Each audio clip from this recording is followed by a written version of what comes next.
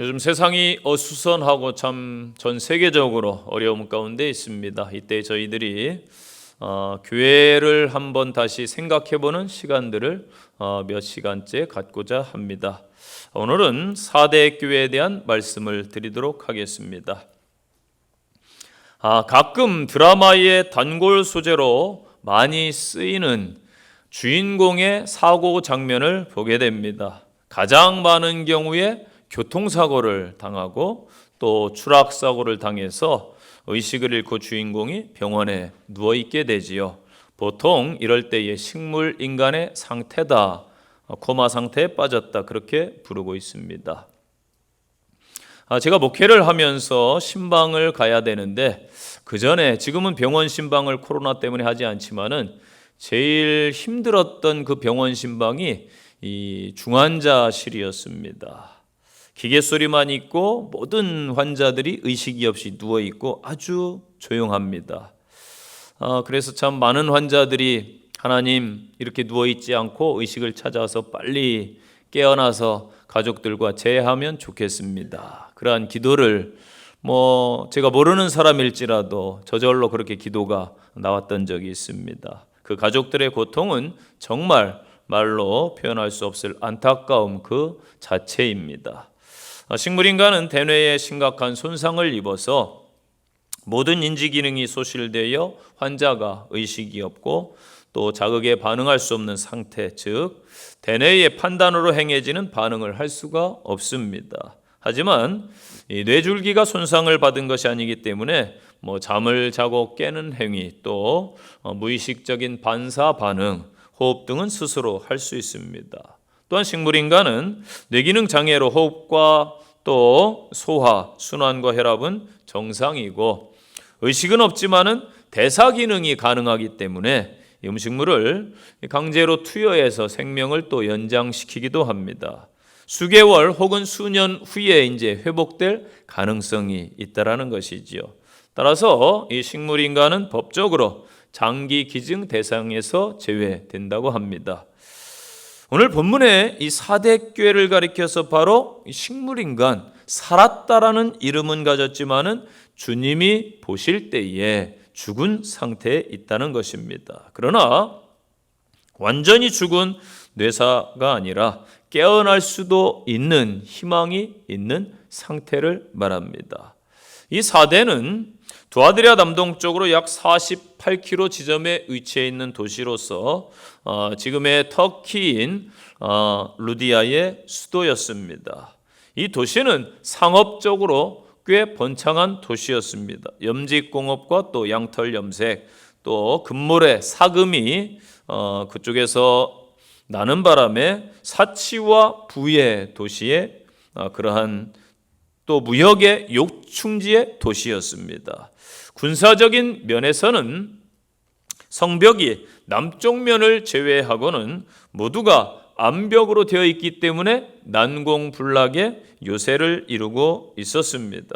그렇게 성 안에 있는 사람들은 안일한 생활을 영위하고 있었습니다. 4대 사람들은 그 안일함으로 인해서 2번씩이나 정복을 당했습니다. BC 6세기에 고레스의 공격과 또 약 330년 후에 안티오쿠스의 침략이 그것입니다. 종교적으로 4대는 이 시벨레 여신의 신전이 있어서 그 여신을 섬겼고 또 황제 숭배가 극심했던 지역입니다. 이 4대 교회의 기원은 분명치 않습니다. 그러나 성경의 역사학자들에 의하면은 요한의 전도에 의해서 세워진 것으로 전해지고 있습니다. 오늘 4대 교회에 나타난 예수님을 어떻게 말씀하고 있는가 먼저 보시기를 바랍니다. 1절 말씀을 보십시오. 하나님의 7 영과 7 뼈를 가지신 이가, 그렇게 말씀하고 있습니다. 7 영은 당연히 하나님의 영, 성령을 지칭하고 7은 완전수로서 성령의 완전한 성품과 주님의 사역을 나타냅니다. 7 뼈는 7 교회가 있기 때문에 그 7 교회의 목회자, 사자, 지도자를 지칭합니다. 메시아는 이렇게 성령의 완전한 사역과 7 교회의 사자인 천사를 가지신 분이다.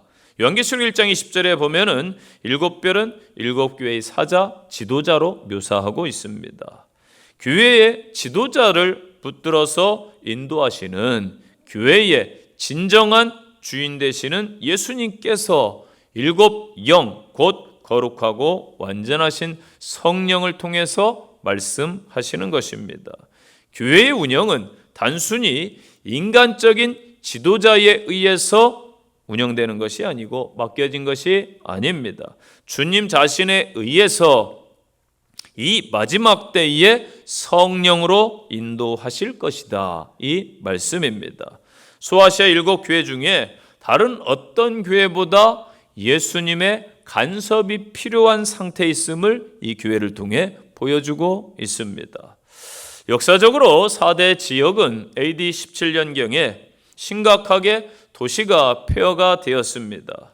다시 복구가 되었으나 이전의 영광으로 돌아오지 못했습니다. 요한이 이 본문을 기록할 당시에는 4대의 영광은, 과거의 영광은 다 없어진 상태였습니다. 이들은 과거의 영광만 추억하고 자랑을 했습니다. 아무것도 없는데 자존심만 남아있는 상태입니다. 구한말의 조선시대 국군이 기울던 때에 이 양반들의 모습이 어떠했습니까? 아침을 굶고서도 갓쓰고 덮어 입고 찬물을 먹고 이쑤시는 모습, 뒷짐을 지면서 애헴하던 그 허례의 모습의 상태. 어찌 보면은 이 4대 교회의 하나님 이러한 상태의 말씀이 들려집니다. 오늘 우리 신앙인에게도 교회에도 주시는 말씀입니다. 본문을 통한 말씀을 잘 새기시기를 바랍니다. 첫 번째 주시는 말씀, 외형이 아니라 본질이다. 이 말씀을 주고 있습니다. 지금 세상 사람들조차도 이 마지막 때가 된 거 아니야?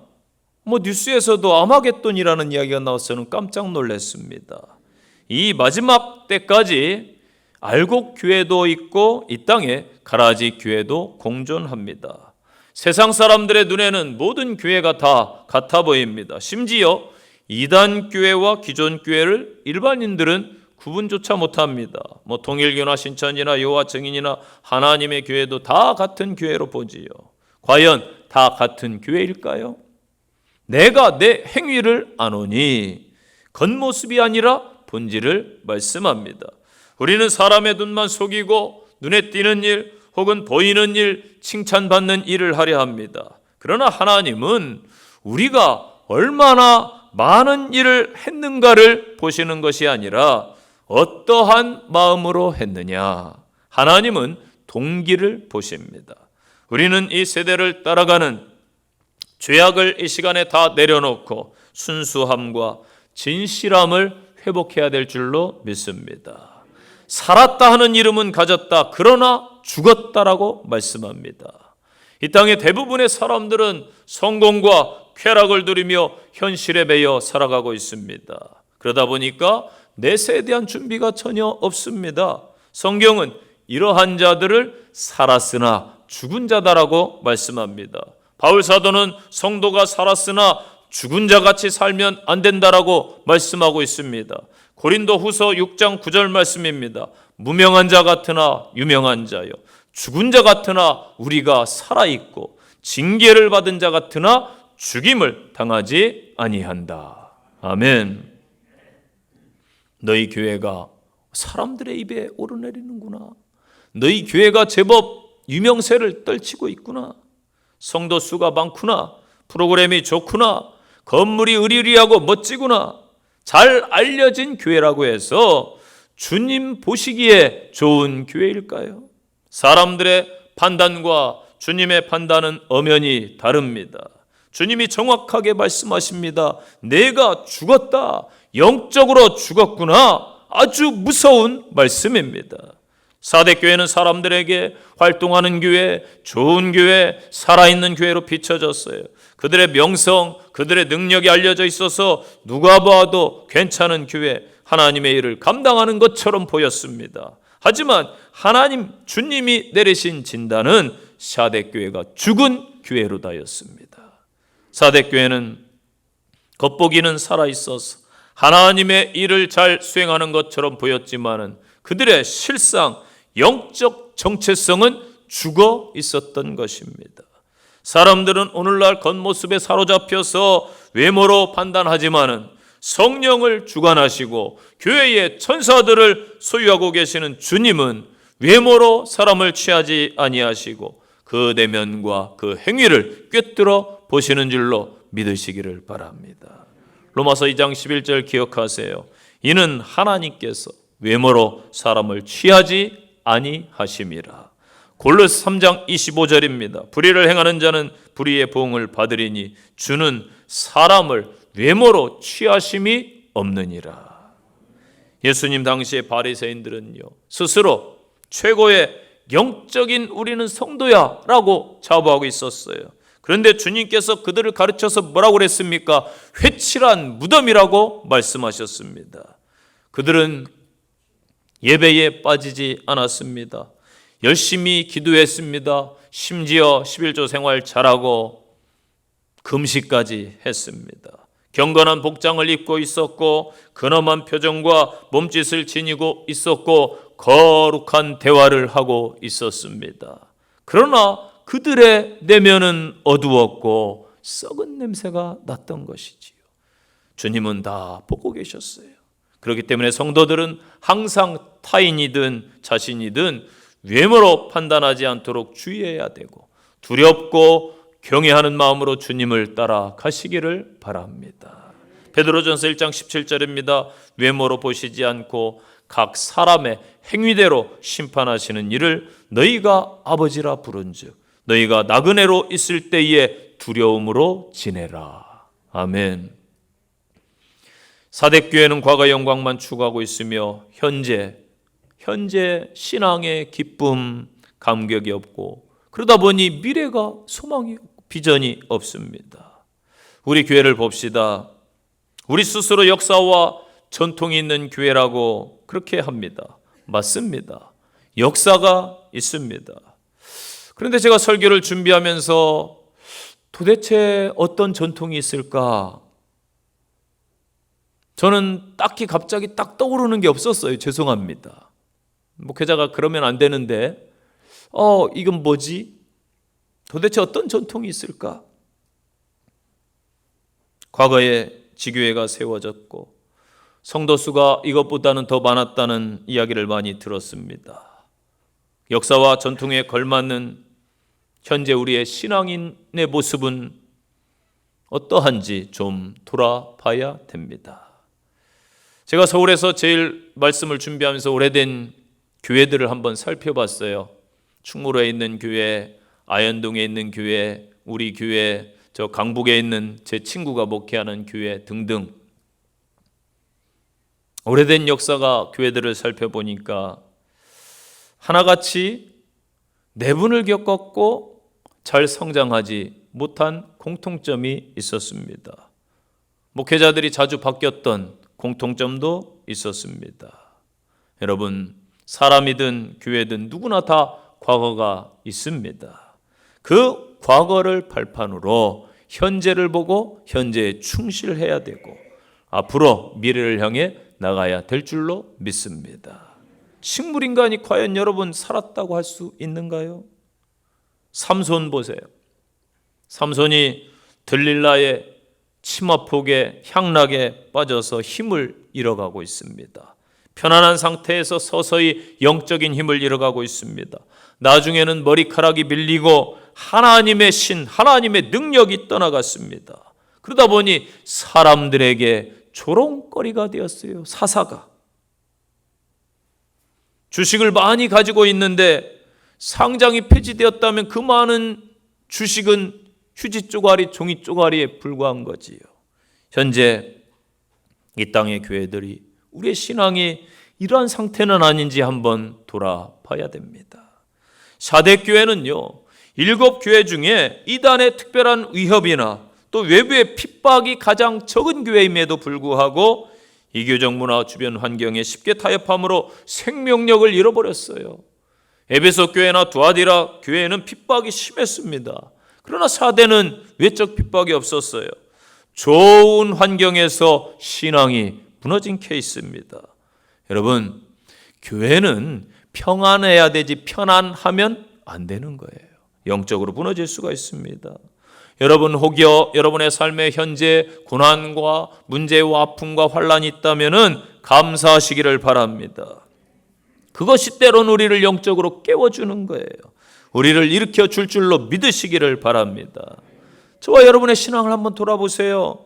언제 여러분이 그렇게 간절히 기도했고 하나님 앞에 찾았고 하나님께 매달렸습니까?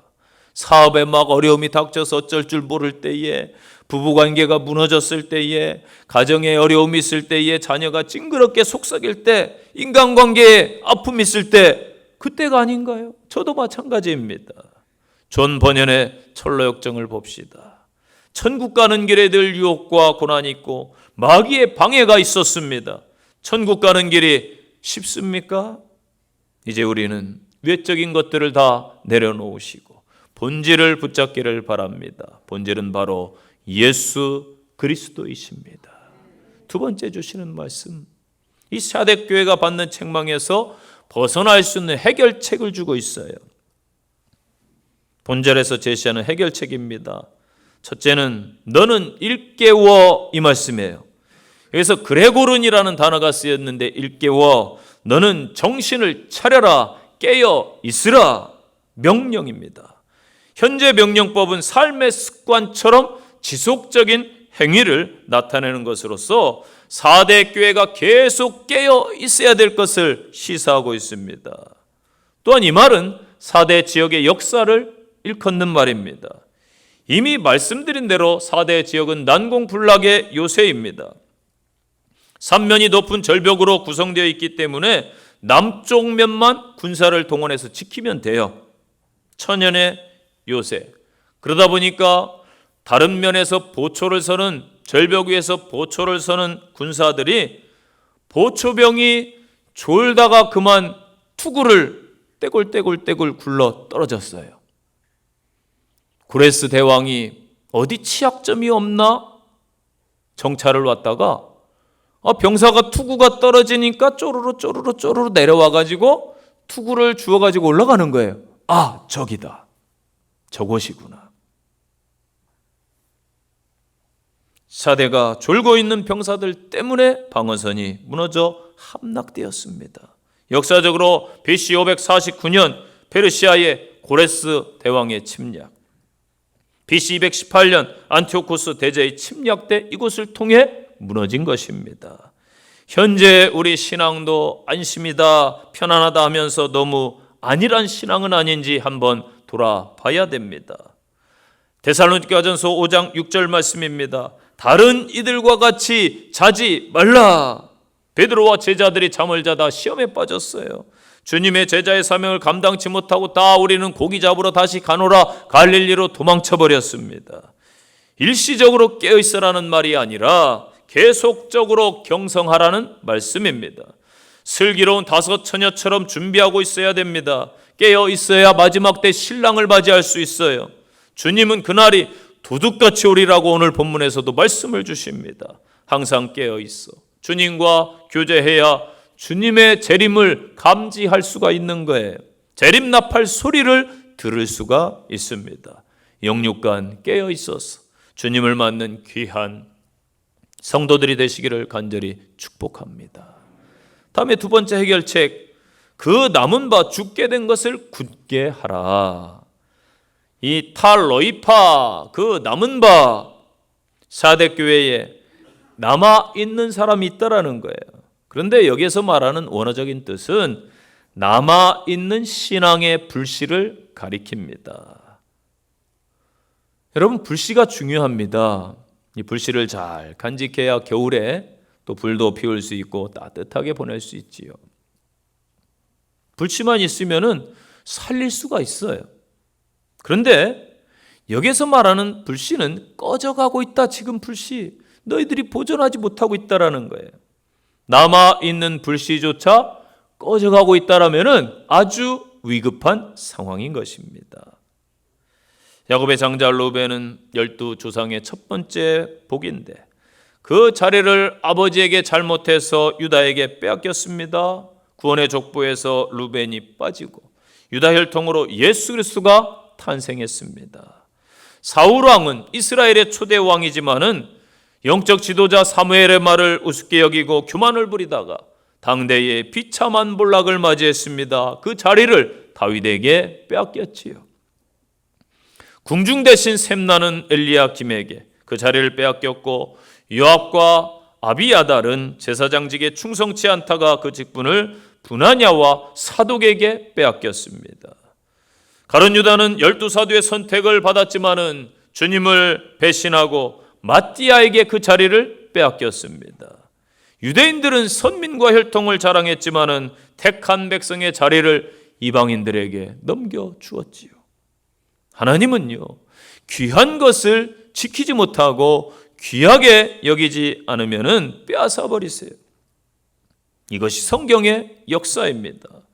그 귀한 것을 모르는 사람, 마태복음 7장 6절에서 예수님께서 뭐라고 말씀하고 있습니까? 거룩한 것을 개이에게 주지 말며 너희 진주를 돼지 앞에 던지지 말라. 인생 최고의 가치, 진리를 주었는데 귀하게 여기지 못하고 빼앗겨 버려요. 그래서 내 가진 것을 굳게 하라. 불씨를 꺼트리지 마라. 깨어 있으라. 하나님이 주신 것을 귀하게 여겨라.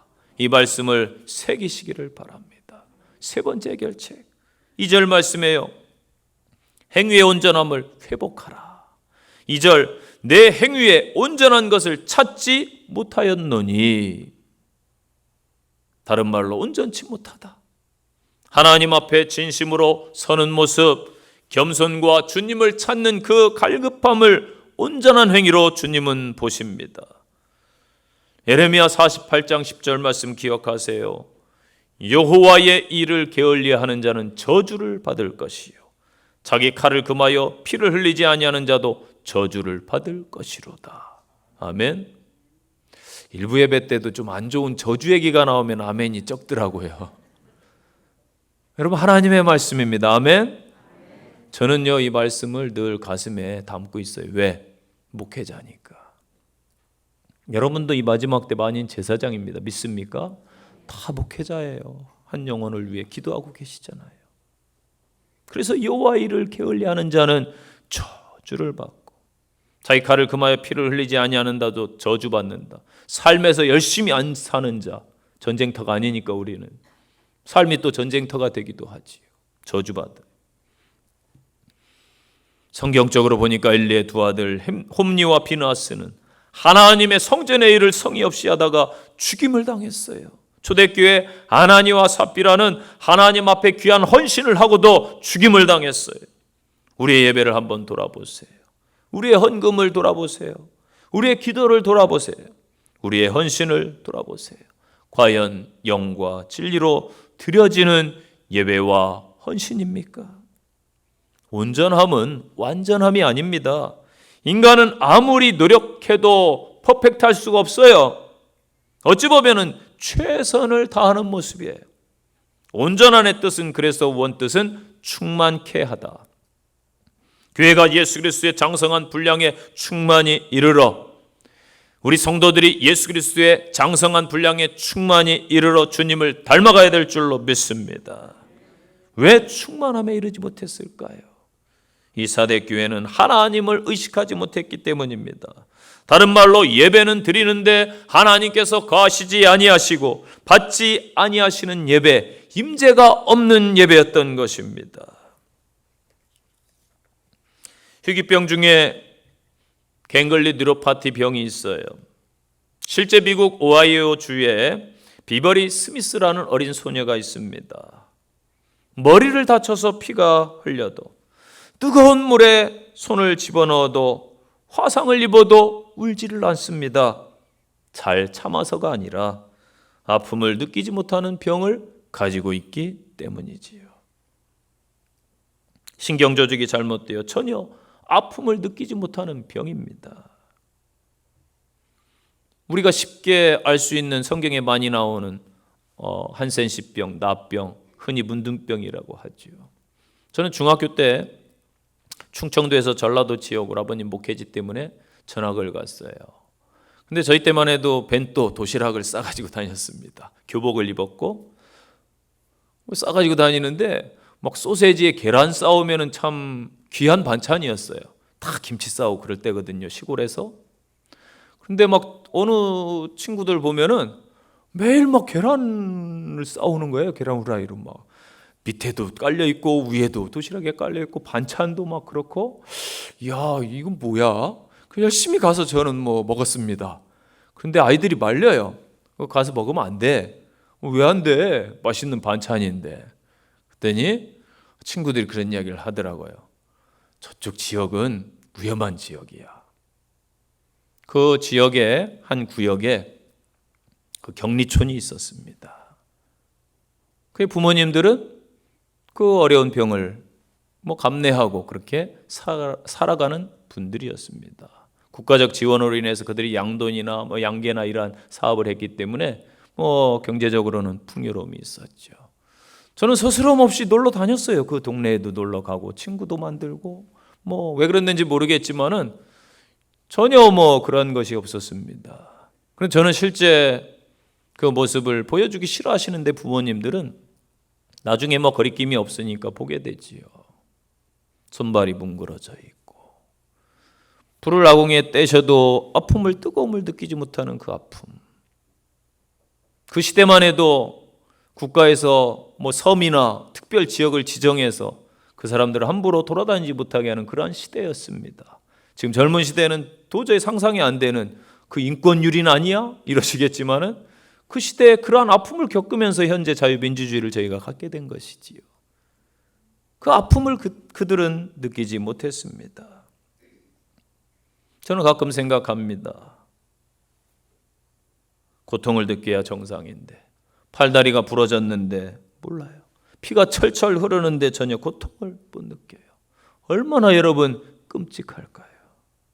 이처럼 영적으로도 곤고한데 영적으로 피투성이가 되어 있는데 아픔을 심각성을 깨닫지 못한다.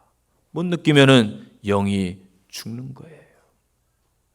오늘날 우리가 눈물이 말랐고 감정이 말랐습니다. 기도가 말랐습니다. 섬김과 참된 헌신의 마음에서 우러나오는 찬양과 예배가 말라가고 있습니다. 깨닫고 돌이키시기를 바랍니다. 하나님의 임재, 하나님의 거하심, 신전의식을 회복하여 승리하는 성도들이 되시기를 간절히 축원드립니다. 세 번째 주시는 말씀 3절 말씀이에요. 다시 서라. 내가 어떻게 받았으며 어떻게 들었는지 생각하고 회개하라. 아멘. 어떻게 받았으며 어떻게 들었는지 무슨 말씀이에요? 복음을 처음 들었던 그 순간을 여러분 떠올려 보세요. 은혜 받았던 그때를 생각해 보세요.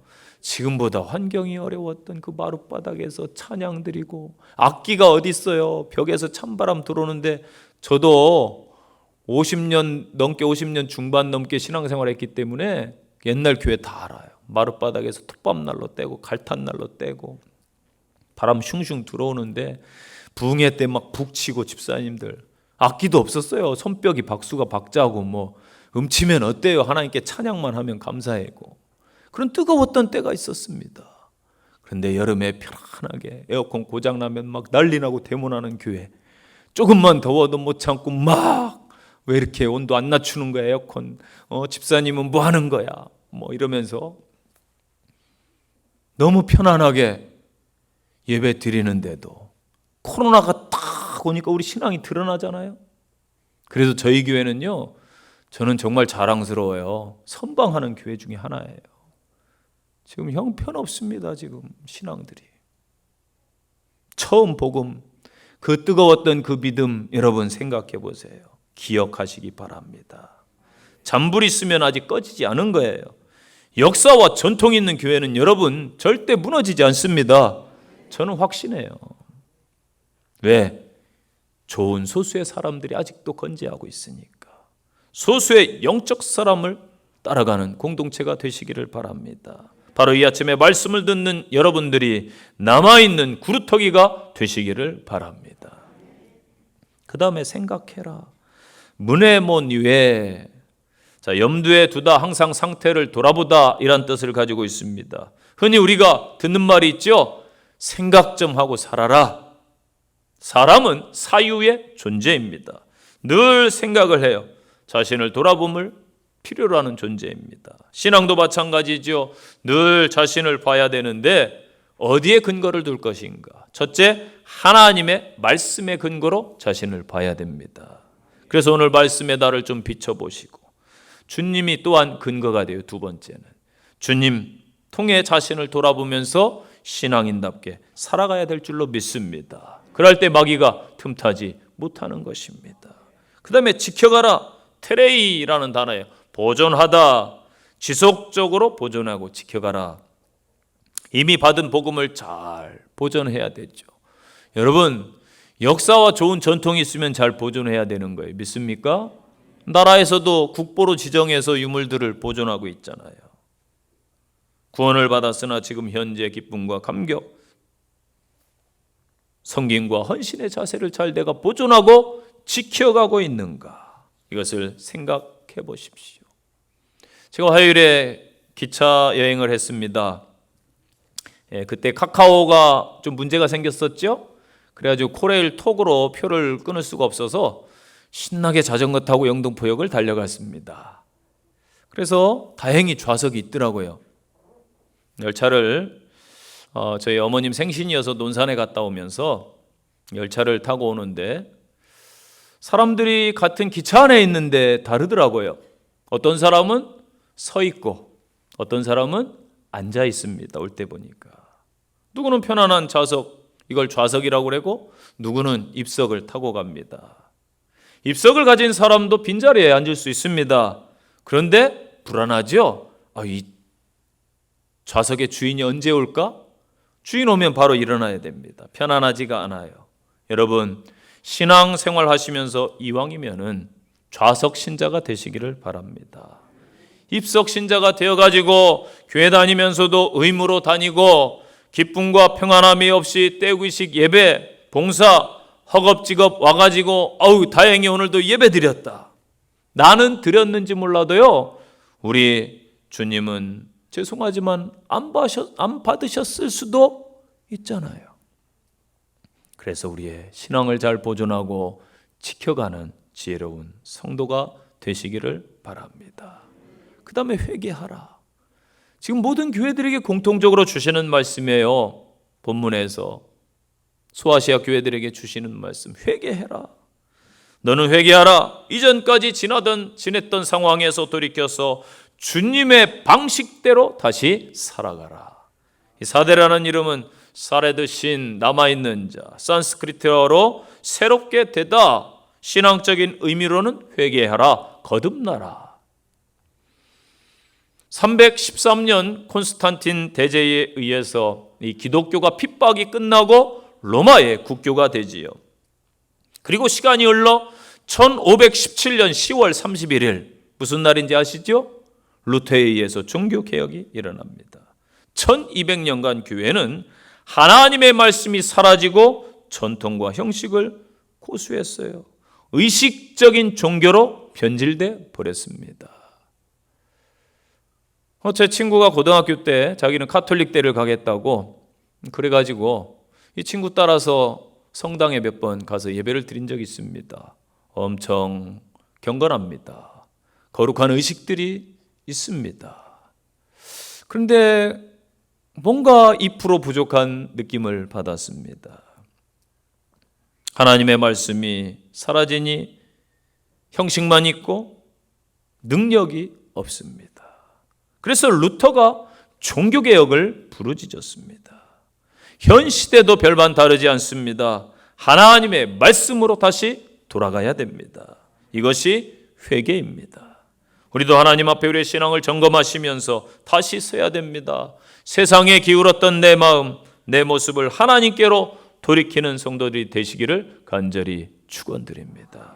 마지막 주시는 말씀, 4절 말씀이에요. 합당한 자가 되라. 4절 보세요. 그 옷을 더럽히지 아니한 자 몇 명이 있어서 흰 옷을 입고 나와 함께 다니리니 그들은 합당한 자인 연고라. 아멘. 옷을 더럽히지 아니한 자 몇 명이 있었습니다. 언제나 불의한 다수 중에 의로운 소수가 있습니다. 이 대한민국을 여러분 냉철하게 보세요. 계속해서 정권이 바뀔 때마다 사정의 수사를 합니다. 그래서 전임 대통령 감옥으로 보내느니 안 보내느니, 부정과 부패와 청탁과 뇌물과 불의가 판을 치고 정치인들은 여야 할 것 없이 썩은 내가 나고 있는데 대한민국이 안 망해. 저는 궁금해요. 신기해요. 제가 설교를 준비하면서 하나님, 도대체 이 대한민국 이 정도인데 왜 안 망합니까? 하루속히 망하게 해서 정신 차려야지. 왜 그런지 아세요? 바로 의로운 소수의 사람들, 그래도 나라를 사랑하는 공무원들, 보이지 않는 곳에서 열심히 일하는 국민들, 또 깨어 기도하는 성도들, 소수의 의인이 있기 때문에 한국교회가 통탄하리만큼 세상적이고 물질적이고 현재 무너져 있지만은 아직도 하나님의 뜻대로 행하고자 하는 교회들이 있기 때문에 무너지지 않은 거예요. 다윗 한 사람 때문에 이스라엘이 건재했습니다. 요셉 한 사람 때문에 이스라엘이 보존되었어요. 이 한 사람, 소수의 흰옷 입은 사람들이 오늘날 필요합니다. 그들이 합당한 자입니다. 합당한 자인 연고라. 이 합당한 단어가 악시오스라는 단어인데 요한계시록 5장에 또 나와요. 9절 말씀 제가 읽어드릴게요. 새 노래를 노래하며 가로되 책을 가지시고 그 인봉을 떼시기에 합당하시도다. 일찍 죽임을 당하사 각 족속과 방언과 백성과 나라 가운데서 사람들을 피로 사서 하나님께 드리시고, 아멘. 십자가 사건을 말해요. 예수님의 자기의 피로 사서 사람들을 하나님께 드리셨다. 여기에 합당하다라는 단어가 쓰였어요. 12절 큰 음성으로 가로되 죽임을 당한 어린 양이 능력과 부와 지혜와 힘과 존귀와 영광과 찬송을 받으시기에 합당하도다 하니라. 아멘. 합당하다라는 단어가 어린 양에게 쓰였어요. 영광과 찬송과 부, 지혜, 힘과 존귀, 찬송을 받기 합당하시도다. 왜 주님이 능력과 부와 지혜와 힘과 존귀와 영광과 찬송을 받기에 합당하신가? 인봉을 떼기 합당하신가? 바로 이 땅의 사람들을 위하여 십자가에 흘린 피로 이 땅의 백성을 구원하셔서 하나님께 드리기 위해서, 하나님의 뜻에 겟세마네에서 순종하기 위해서 일찍 죽임을 당하신 어린 양이기 때문에 합당하다라고 말씀하고 있어요. 그렇다면 오늘날 우리도 예수님의 성도들로서, 제자들로서 합당한 자가 되어야 되지 않겠습니까? 우리가 합당한 자가 되기 위해 어떤 자가 되어야 됩니까? 주님과 연합하고 주님의 말씀 안에 거하고 주님의 고난의 흔적을 내가 지녔노라, 바울처럼 스티그마, 예수의 흔적을 가진 자. 여러분은 예수를 위해 고난받은 적 있습니까? 여러분들은 교회를 위해 핍박을 당한 적 있으십니까? 여러분들은 하나님 나라를 위해 희생한 적이 있으신가요? 아멘. 다시금 여러분, 주님의 흔적을 새기시기 바랍니다. 그들이 합당한 자, 흰옷 입은 자들입니다. 스가랴서를 보면 대제사장 여호수아가 더러운 옷을 입고 어찌 된 일인지 제사장이 하나님 앞에 서 있어요.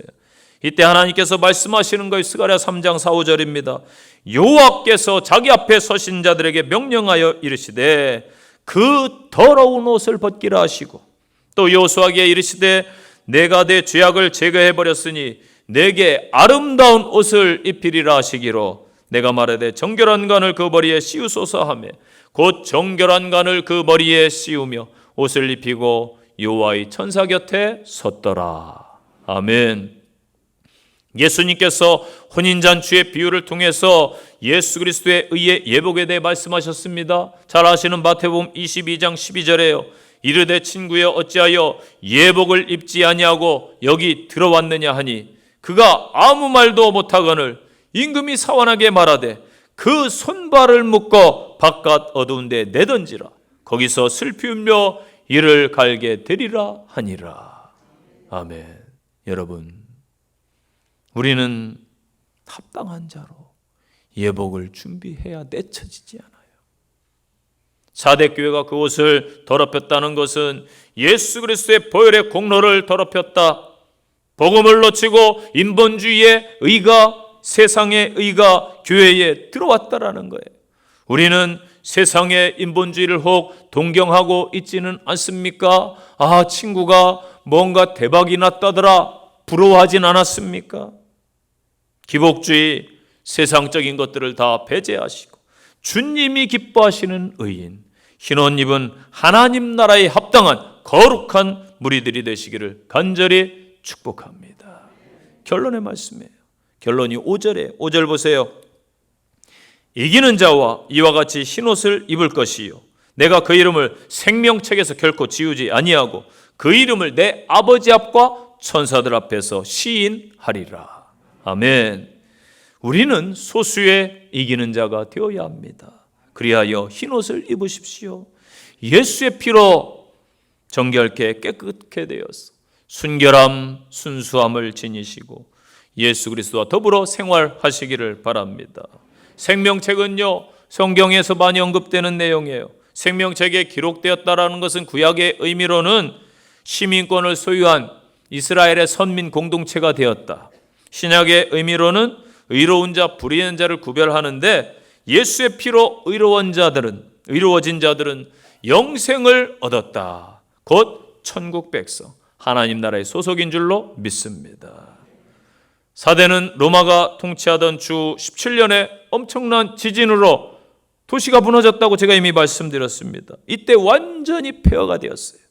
이후에 로마의 티베리우스 황제가 4대 지역에 물질을 보내줘서 5년 동안 지원을 해줬는데 결국은 일어서지 못했어요. 그리고 현재는 역사의 흔적으로 사라져 버렸습니다. 이것을 우리는 영적으로 봐야 돼요. 세계 교회가 종교개혁을 일으켜서 개신교가 시작되고 팽창했지만은 현재 지금 우리의 모습은 어떠한가요? 다시 그 중세의 암흑기, 로만 가톨릭과 다를 바가 없지요. 현재 물질 문명, 인본주의가 대세입니다. 중세의 암흑기와 똑같아요. 4대 지역처럼 멸망이 임박했는데도 잠에 취해 있는 이 땅의 교회와 이 땅의 사람들입니다. 이 시대에 이기는 자가 필요합니다.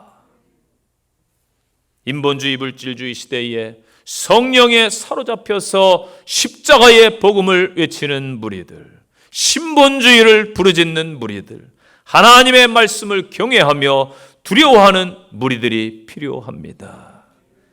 유대인은 표적을 구하고 헬라인은 지혜를 구하지만 바울은 십자가에 달리신 오직 예수를 전한다 말씀했습니다. 어느 시대나 예수 그리스도뿐입니다. 이 믿음으로 승리하시기를 간절히 축원드립니다. 적용입니다. 첫째, 내 신앙은 외형이 아닌 본질을 과연 따르고 있습니까? 내 삶의 신앙에서 어느 부분이 외형적인지 한번 한 주 동안 점검하시기를 바랍니다. 두 번째 적용입니다. 나는 깨어있는 신앙인인가? 신앙의 불씨가 나는 남아있는가? 나의 어느 부분을 깨워야 될지 한번 나누시기를 바랍니다. 세 번째 적용입니다. 오늘 말씀을 통해서 다시 일어서라. 우리에게 일어설 기회를 주셨습니다. 첫 믿음, 첫 신앙, 첫 사랑을 회복하십시오. 마지막 적용입니다. 이 말세에 합당한 자, 흰옷 입은 자, 이기는 자가 되어야 됩니다. 지금 이 시대를 여러분은 과연 어떻게 보고 계신가요? 나는 진정 세마포를 입은 자인지 돌아보시기를 바랍니다. 기도합시다. 하나님, 샤댓교회를 통해 이 시대를 보게 하시고 저희들의 교회를 돌아보게 하신 은혜를 감사합니다. 때가 임박한 시대에 잠에 취해 있는 이 땅의 사람들, 교회들이 아닌지 돌아보게 하시고 우리의 신앙을 말씀 앞에, 주님 앞에 다시 세우게 하옵소서. 주 예수님 이름으로 기도합니다. 아멘.